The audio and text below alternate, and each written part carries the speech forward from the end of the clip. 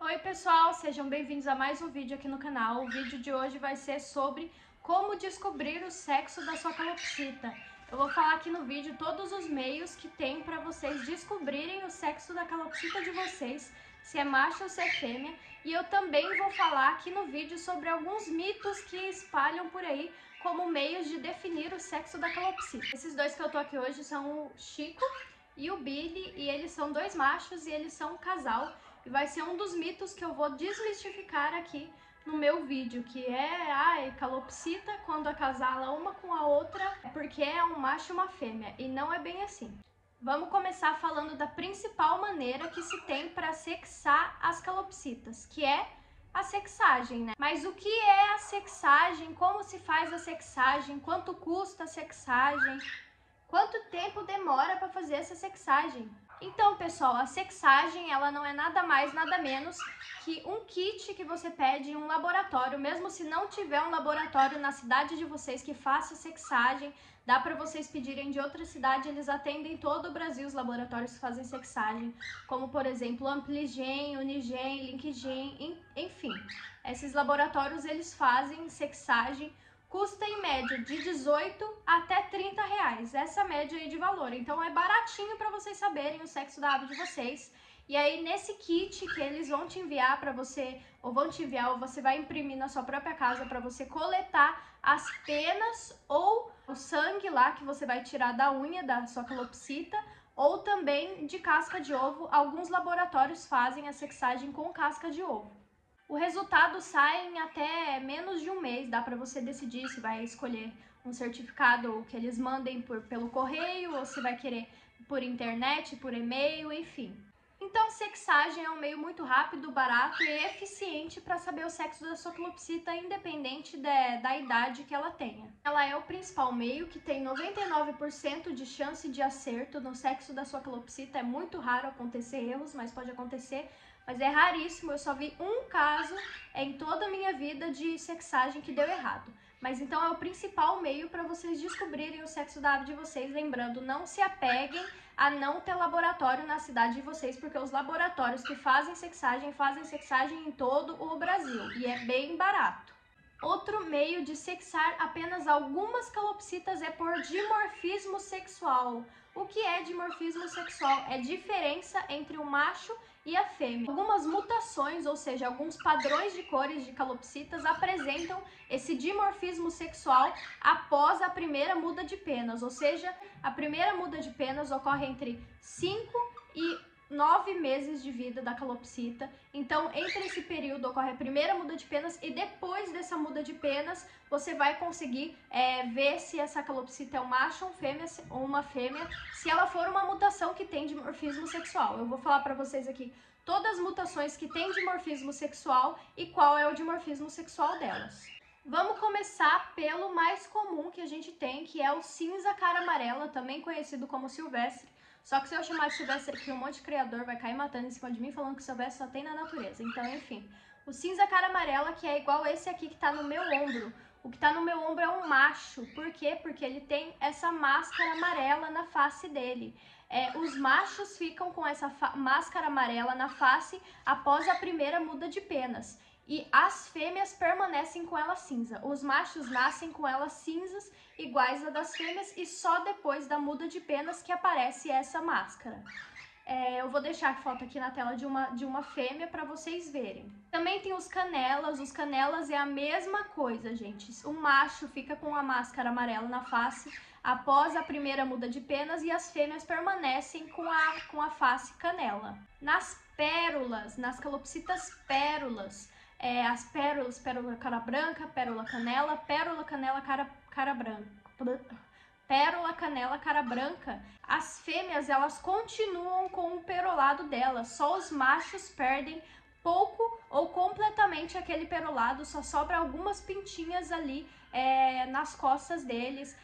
Os pérolas, por exemplo, eles ficam parecendo cinza cara amarela aqui, igual o Billy. E também as pérolas canela ficam parecendo canela, os pérolas canelas ficam parecendo canela, os pérolas cara branca ficam parecendo cara branca, os pérolas canelas cara branca ficam parecendo um canela cara branca. Então, os machos, eles perdem o perolado após a primeira muda de penas. Gente, lembrando, sempre essas mudanças ocorrem somente após a primeira muda de penas. Antes, os machos são iguais às fêmeas, eles têm as mesmas características das fêmeas. Outro ponto importante de se sexar pérolas é que o dimorfismo sexual delas é perder o perolado, gente, é perder o perolado.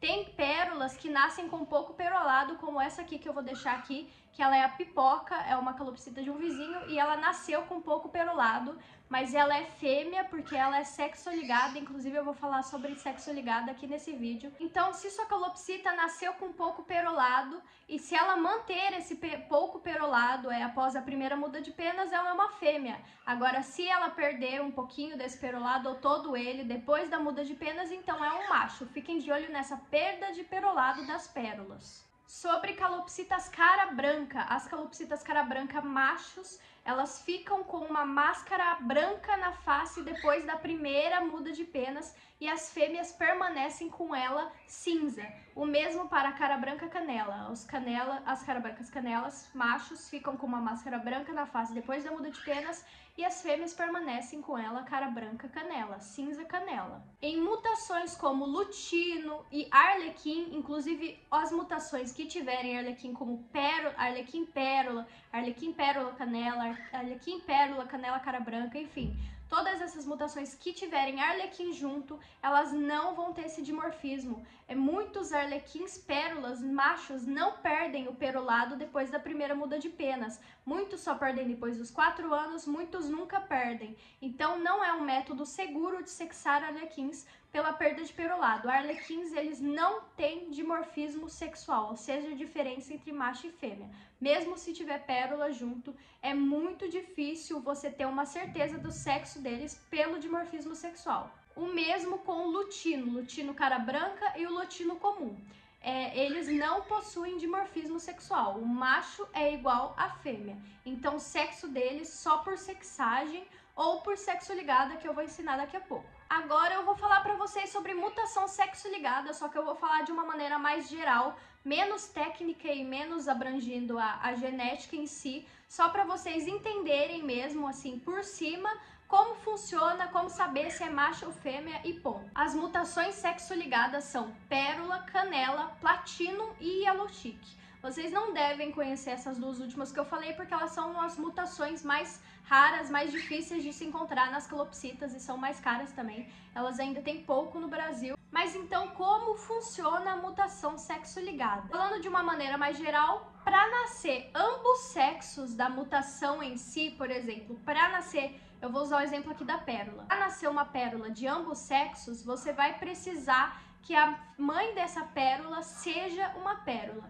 Fêmeas, elas não podem portar, ou seja, elas não podem ter no gene a mutação sexo-ligada. Elas só podem ser no seu físico, ou seja, elas só podem ser igual ele é, um arlequim cara branca canela, ele é um cinza cara amarela, então ela só pode ser pérola, elas não conseguem portar pérola, só machos conseguem. Então, para nascer ambos sexos da mutação pérola, a mãe ela tem que obrigatoriamente ser pérola. Se ela não for pérola, só nascem fêmeas de mutação sexo-ligada. Então, se você tiver um casal aí na sua casa, que a mãe não é pérola e nasceu um pérola, então essa pérola ela vai ser fêmea, porque para nascer macho, a mãe precisa obrigatoriamente ser pérola. Outra coisa importante também para vocês saberem é que o macho ele obrigatoriamente precisa ser ou portar a mutação sexo-ligada. Por exemplo, ele precisa ser ou portar o pérola para nascer pérola, senão não vai nascer aquela mutação. Se ele não ser ou se ele não portar o pérola, não vai nascer pérola. Só a fêmea, só a mãe sendo, não vai nascer. Para nascer mutação sexo-ligada, o macho precisa obrigatoriamente ser ou portar. Então, se nasceu na ninhada de vocês, se nenhum dos pais é pérola e nasceu um pérola, quer dizer que o macho porta. O pai dessas aves porta pérola. E essas aves vão ser fêmeas porque a mãe não é pérola. Se você tem um casal onde a fêmea é pérola e o macho não é pérola, ou não portar pérola, não vão nascer pérolas daquele casal. Se nascer é porque o macho porta. Vou dar um exemplo aqui das minhas calopsitas mesmo. Eu tenho uma calopsita que um pai não é pérola, o pai ele é o paçoca, ele é arlequim cara branca, ele tá aqui pra vocês verem. E a mãe, ela é pérola canela. Eu vou deixar ela aqui também pra vocês verem, a Fiora, eu já fiz vídeo aqui com ela. O pai não é pérola, a mãe é pérola canela. E nasceu um filhote pérola, o Louie. Então, a mãe sendo uma pérola e o pai não sendo, então se nasceu é porque ele porta, pode vir uma pérola ambos sexos, por isso eu não sei o sexo ainda do Louie. Mas se a mãe do Louie não fosse pérola, ele só poderia ser uma fêmea. Se a mãe não é da mutação sexo-ligada, essa mutação sexo-ligada que nasceu do casal de vocês é obrigatoriamente fêmea, tá, pessoal? Tenham isso em mente, porque aí vocês estudando isso, tendo isso em mente, vai ficar bem mais fácil de vocês entenderem a mutação sexo-ligada. Se a mãe é da mutação sexo-ligada, podem vir ambos sexos. Se a mãe não é, então só vem fêmea. Esses foram os meios seguros e eficazes de vocês saberem o sexo das calopsitas de vocês.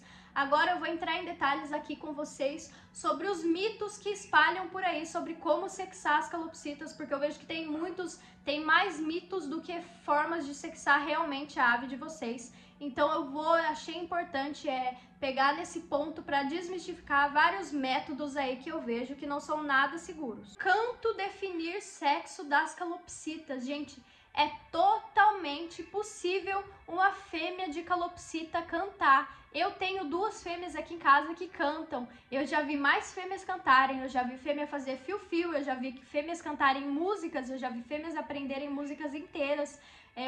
Fêmeas sexadas, tá, gente? Não é, ai, acho que é fêmea, não. Eram fêmeas mesmo. E eu também tenho um macho que não canta, que é esse aqui. O Billy, ele não canta. Então, o canto, ele não é um meio seguro também de você definir o sexo da ave, porque ele pode ser falho. Então, não caiam nessa. Ai, se canta, então é macho, se não canta, é fêmea. Não, tem várias variáveis. Outro mito que falam por aí, tamanho da ave, tamanho do tupete, tamanho da cauda, tamanho do bico, tamanho da cabeça, tamanho do olho, tamanho de tudo, tamanho da asa, gente, tamanho da pena. Esse negócio de tamanho da ave, que tem relação com o tamanho da ave, é tudo relacionado à genética dessa ave. Tanto que existem melhoramentos genéticos para você aumentar o tupete, aumentar a cauda, diminuir o tamanho da cabeça, diminuir o tamanho do olho, ou aumentar o bico, etc. São questões genéticas, de melhoramento genético, não tem nada a ver com sexo. Nada a ver com sexo, pessoal. Então, o tamanho da ave, nada disso influencia no sexo da ave. Vocês podem ver aqui do lado a Tóquio, uma calopsita que eu tenho, e ela é fêmea sexo-ligada. Ela é lutino canela, filha de fêmea lutino pérola, por isso que ela é sexo-ligada, para nascer uma canela macho desse casal meu, a mãe dela teria que ter canela, e como não tem, então ela é fêmea.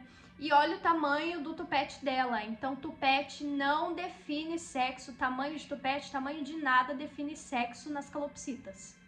Outra coisa que eu vejo muito, até veterinários fazendo, é sexar a ave por distanciamento dos ossos pélvicos, ou seja, aqueles ossinhos que a ave tem na cloaca. Porque falam que quando é fêmea tem um distanciamento maior para poder passar o ovo, e realmente faz sentido, mas quando é macho tem um distanciamento menor, porque lá não passa o ovo, e nem sempre é assim. Eu tenho macho que tem o distanciamento da cloaca do mesmo tamanho que fêmea, e eu também conheço muita gente que tem macho com o mesmo distanciamento que fêmea. É um negócio que varia muito de acordo com o relaxamento, com a idade da ave. Eu também já vi várias pessoas com esse mesmo problema de a pessoa ter sexado no criadouro, porque criadouros, na verdade, os criadores, eles que são mais informados, eles não sexam a ave de jeito nenhum por ossos da cloaca, porque eles sabem que é o método falho, eles sexam direto na sexagem. Então, se a pessoa ela comprou de um criador que sexou lá pelos ossos da cloaca, pode ter certeza que aquele resultado pode estar completamente errado. A maioria das pessoas que eu vejo falando pra mim, achava que minha ave era de um sexo e era de outro, era porque a pessoa tinha sexado por esse método da cloaca. Então, não é um meio seguro também. Também sobre a ave ser mais mansa, o comportamento, né, da ave ser mais manso, ser mais arisco, ser mais agitado, ser mais quietinho. São coisas que vão da personalidade de cada ave mesmo. Não tem nada a ver com sexo, gente. É de acordo com a personalidade, com a criação, com a genética, enfim, nada a ver com sexo. Alguns comportamentos também que vejo muito por aí, como bater o bico nas coisas, abrir as asas, ficar de ponta cabeça. Costumam falar que quem bate o bico é macho, quem abre as asas é fêmea, e não é bem assim. Aqui em casa, todos meus abrem as asas, machos e fêmeas abrem. Bater o bico nas coisas também, todo mundo, isso eles fazem normalmente para falar, esse lugar aqui é meu, se mostrar, enfim. Não tem nada a ver com sexo, gente, esses comportamentos. Sobre pedir gala ou acasalar com objetos ou pessoas ou outras aves, por exemplo, se você vê uma calopsita ali na sua gaiola, ela tá com o rabinho pra cima pedindo gala, ou ela tá se esfregando no puleiro, isso não necessariamente significa que ela é uma fêmea ou que ela é um macho, porque esses comportamentos eles podem ser vistos em ambos sexos. Por exemplo, esses dois aqui são dois machos. O Billy pede gala, o Billy é esse aqui, o cinza cara amarela, e o Chico sobe em cima dele e gala ele, os dois acasalam, os dois são dois machos. E também já vi macho pedindo gala na gaiola, já vi fêmea galando objetos, já vi duas fêmeas acasalando. Então esses não são comportamentos também que dá pra você confiar 100% na hora de sexar a sua ave. Se acariciarem também não tem a ver com ser macho ou ser fêmea, se os dois se acariciam é um casal, se não, não. Aqui desse lado de cá eu tenho foto da Kiki e da Tóquio, que é a filha dela, se acariciando, são duas fêmeas, e do lado de cá esses dois, o Chico e o Billy, se acariciando e são dois machos, então nada a ver definir sexo por isso também. Outra coisa que se ouve muito falar na hora de sexar aves, que é a intensidade de cor. Gente, intensidade de cor também é outro fator genético, igual ao tamanho do pet, tamanho das coisas. Existem melhoramentos genéticos para se fazer, para melhorar essas cores das aves, esse tamanho de bochecha, cor da bochecha, cor da face, enfim, cor de perolado, cor de tudo. Nada disso é influenciado pelo sexo da ave, e sim pela genética da mesma. O mesmo de fator genético se dá para posicionamento da ave no puleiro. Então, porque falam que quando fica mais posturado é macho e mais cacundinha é fêmea, umas coisas assim muito doidas que inventam por aí. Mas não, gente, é tudo genético. Esses negócios de estrutura física da ave é tudo genético. A estrutura física, a aparência, tudo é genético e dá para ser melhorado, inclusive geneticamente. Tem vários criadores que trabalham para isso. O método da linha e da agulha, que eu vi muita gente fazendo, que você pega uma linha, pega uma agulha e se rodar é um sexo, se reto assim é outro sexo, também não dá certo. Eu já vi gente fazendo com as aves deles e deu errado, de todos deu errado, então não é um método confiável. Também dos ovos serem pontudos, serem um sexo, e redondinhos serem outro, também nada a ver. Isso varia de acordo também com a estrutura do filhote que está lá dentro do ovo. A estrutura dos pais e a genética dos pais influencia nisso, se ele tiver uma cabeça maior, enfim, tudo isso influencia na estrutura daquele ovo. E também o que os pais comem influenciam na estrutura daquele ovo. Se os pais têm uma dieta mais pobre, o ovo vai ser menorzinho, mais reto. Eu vi muita gente colocando espelho para as aves deles para tentar descobrir o sexo, falando que machos eles se atraem mais por espelhos. Gente, isso é um erro, inclusive no manejo das aves, né? Além de não definir sexo, porque isso de interagir com espelhos é porque a ave ela acha que é outro ali e ela tá tentando interagir com outro, e não é só macho que quer interagir com outro, então isso não tem como definir sexo. Mas também porque as aves elas sofrem um processo de imprinting, né? E eu falo mais sobre isso lá no meu Instagram. Eu vou fazer um vídeo só sobre isso, sobre os perigos de você deixar um espelho para sua ave sozinha, e faz mal para a saúde delas, inclusive. Lá no meu Instagram eu tenho um destaque Você Sabia, e também o destaque Imprinting, que explica mais sobre isso. Eu vou deixar o meu Instagram aqui na tela para vocês verem e conferirem lá, até eu poder fazer o vídeo sobre esse assunto. E o último método que eu consegui lembrar aqui que as pessoas usam para sexar as aves é esperar a fêmea botar ovo. Se não botar ovo, elas falam que é macho, se botar ovo, elas falam que é fêmea. Só que tem fêmeas que elas podem passar a vida inteira sem botar um ovo, gente. Então, essa fêmea, para a pessoa, ela seria definida como um macho, e isso seria algo errado. Não tem como você definir o sexo de uma ave se ela for botar ovo, se ela não for, porque as fêmeas elas só botam ovos quando elas se sentem estimuladas ou quando elas são estimuladas, e também não é muito legal você ficar estimulando a ave sem intuito realmente de reproduzir, sem ter certeza do sexo delas. Não adianta você colocar um ninho lá para sua ave só para descobrir o sexo delas. Não é algo legal, não vai fazer bem para a saúde, é um desgaste físico enorme para elas, então não é bom estimular a postura de ovos em fêmeas só para descobrir o sexo. Quer descobrir o sexo, faz sexagem, vê se o método sexo ligado serve para você, vê se a dimorfismo sexual serve para você, gente. Se não servir, então faça a sexagem, é barato, é rápido e é seguro, é bem rápido mesmo, vocês vão se surpreender. Então, esse foi o vídeo de hoje, espero que tenha ficado bem claro. Se vocês tiverem alguma dúvida, não fiquem com vergonha ou com medo de me perguntarem aqui nos comentários, tá, pessoal? Ou lá no Instagram. Eu também estou sempre deixando caixinha de perguntas lá no Instagram sobre os temas dos vídeos que eu vou fazer aqui, para se vocês tiverem alguma dúvida, vocês podem me seguir lá, eu vou deixar aqui na tela. Deixem o like no vídeo, se inscrevam no canal para não perder os próximos vídeos. Espero que vocês tenham gostado desse vídeo, espero que ele tenha ajudado vocês. É uma dúvida bem frequente que eu recebo muito, então eu espero que tenha ficado tudo bem claro. Se não ficou, podem perguntar. Compartilhem o vídeo para os seus parentes que têm calopsita, para eles saberem o sexo delas. Deixem o like e até o próximo vídeo. Um beijo do Billy e do Chico aqui para vocês. Ah lá, que amor. Ai, que ódio também, né? Um beijo e até o próximo vídeo.